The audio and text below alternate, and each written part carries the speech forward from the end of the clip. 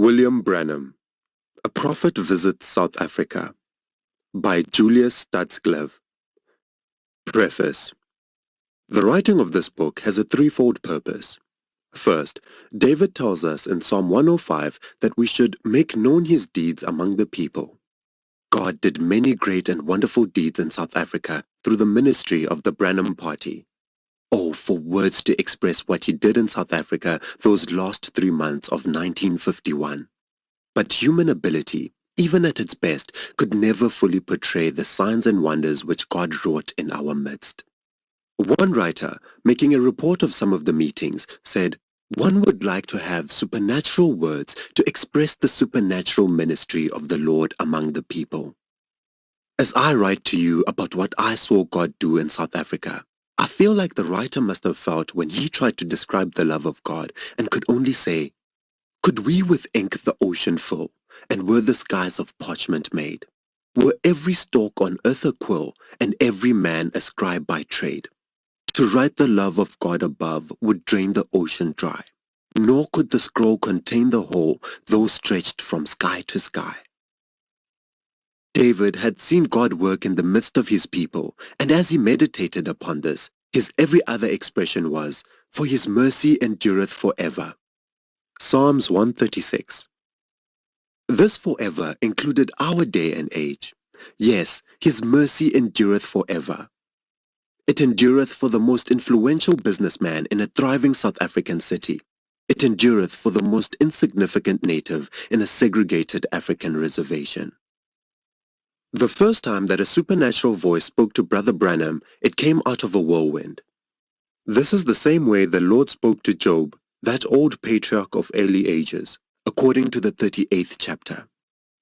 There are so many unusual similarities between the life and ministry of William Branham and that of the Old Testament prophets that there can be no doubt in any honest mind that he is a prophet of God, just as Elijah, Elisha, Isaiah, Jeremiah, and the rest of those who have been recognized as prophets of God. Knowing therefore that truly God did marvelous deeds in South Africa, proving again that his mercy endureth forever and working through a prophet in our day, this is written to make known his deeds among the people. En route from Johannesburg to Klerksdorp, the Branham party traveled in 2 different cars. At one place, we stopped to take advantage of an unusual scenic view. As I stepped out of the car, Reverend A.J. Schoeman, chairman of the National Committee, came over and said that Brother Branham wished to speak to me. After exchanging a few remarks with the various ones there, Brother Branham turned to Brother Bosworth and myself. He told us that the angel of the Lord had told him that a report should be written pertaining to the meetings in South Africa, and that it was my responsibility to do this. Thus, in the second place, this report is written in accordance with the request of the angel of the Lord. The third purpose for which this book is written is that God might be able to speak to you through it. As you read some of the highlights of William Branham's early life and the gift that operates through him, may you too realize that he is a prophet of God.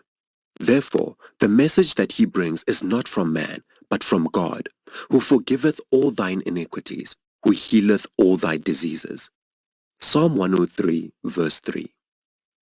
As you read the typical service, may you take the truths to your own heart and claim the things for which God has paid the supreme price, the death of his only begotten Son. May the testimonies be a living example and an inspiration to you to believe God. God's universal laws established faith in him to be the most powerful force in all the world. It isn't attending Brother Branham's services. It isn't obtaining a prayer card which enables one to enter the prayer line. It isn't being prayed for by any one person that brings healing for your soul or healing for your body. It is only accepting Christ and his finished work on Calvary, accepting his promises and clinging to them with a faith that wavereth not. Having done this, only believe, only believe. All things are possible, only believe. Jesus said I not unto thee, that if thou wouldest believe, thou shouldest see the glory of God? John 11, verse 40. Chapter 1. Who is William Branham? William Branham was born on a farm near Burkesville, Kentucky, not far from the place where Abraham Lincoln was born approximately 100 years before. No one is sure of the exact date because no birth records were kept in Kentucky in those days. However, it is believed he was born on the 6th day of April 1909 and weighed only 5 pounds. His mother was 15 years of age and his father 18.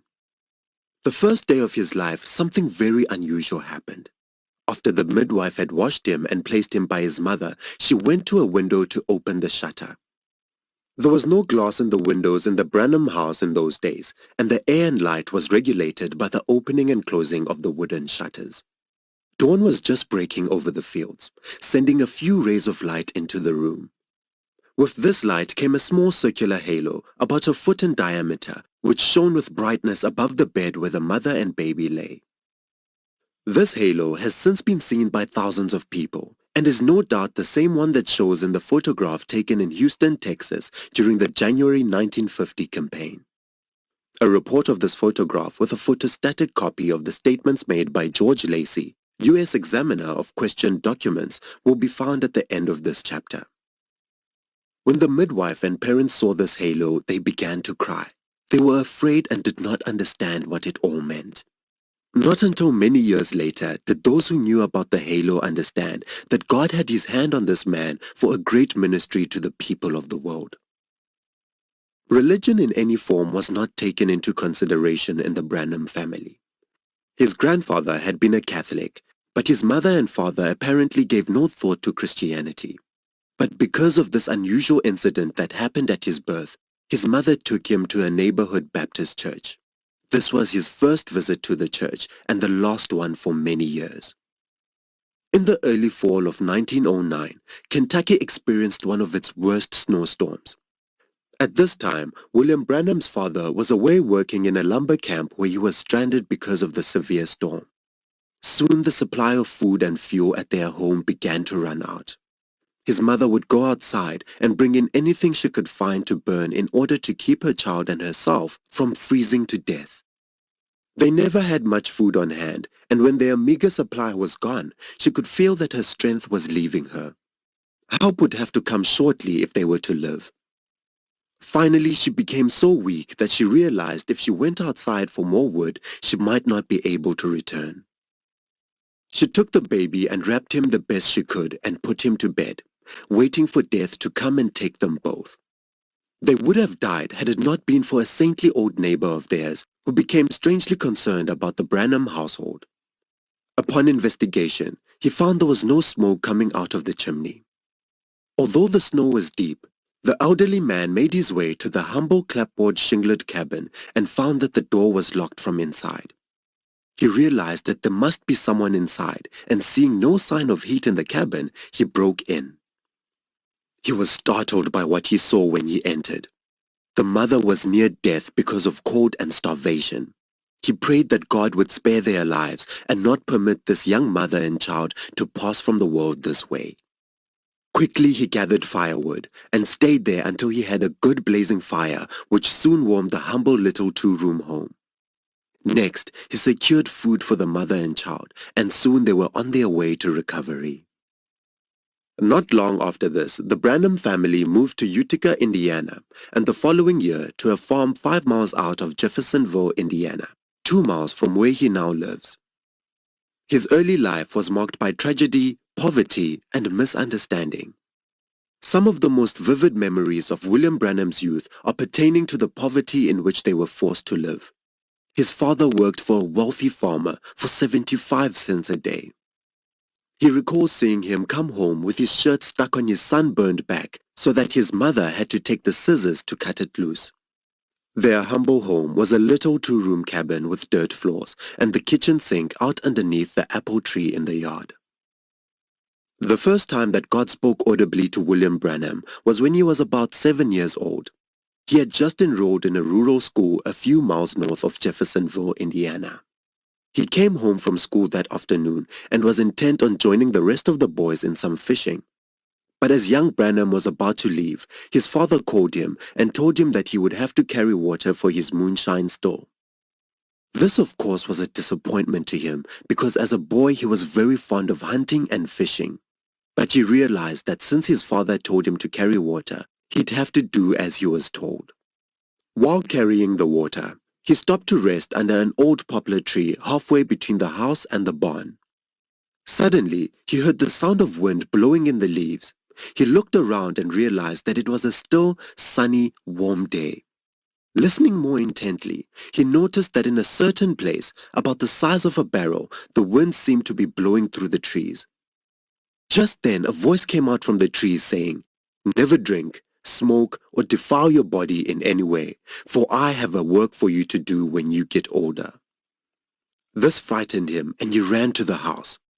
Crying, he fell into the arms of his mother, who thought he had been bitten by a snake.